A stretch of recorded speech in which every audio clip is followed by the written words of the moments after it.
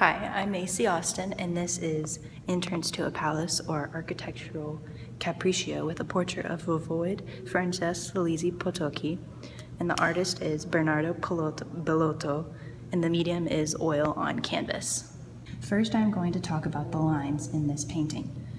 There are implied lines within the architecture, such as the columns that you see, but the actual lines are in the architecture.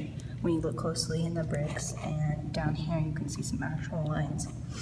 Most of the lines are vertical, so that can imply a specific tone, maybe a more serious tone, but there are also some horizontal lines, like on the stairs, and curved lines in the arches. Next, I'm going to talk about shape. There is geometric shape in the windows with the triangles, and rectangles and squares as well.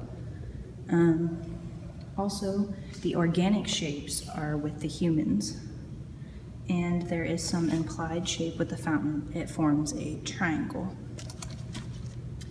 Next, I'm going to talk about value. There is chiaroscuro, and you can tell by looking at the people.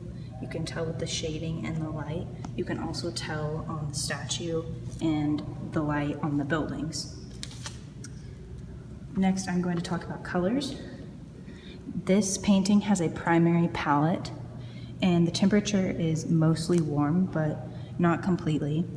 It is also high key and low key, but mostly low key just because it seems a little bit darker. The visual texture is in the water, the dog's fur, and the people's clothing. And I'm also going to talk about space. There's evidence of space because you can clearly see a foreground, a middle ground, and a background. The foreground with the people and the dog up here, the middle ground with the people by the fountain, and then the background with the people way back there. You can also tell that there is space because of the overlapping. For example, this guy's hand is in front of that guy, so you know he's in front of him. There's also overlapping with the statue in front of the stairs.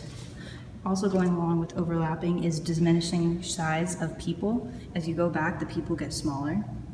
And there's vertical placement, so it gives it a very three-dimensional look, although it is 2D. There is emphasis of these three people right here. This guy's looking up at them, the dog's kind of looking up at them, and the light is also shining on them. There also could be an emphasis with the statue above the water fountain because a lot of people are surrounding it and the light also happens to fall on it as well. There's also unity within the architecture. There's a pattern and it brings it all together. But there's also variety within the people and the different clothes and the different colors. It makes it unique.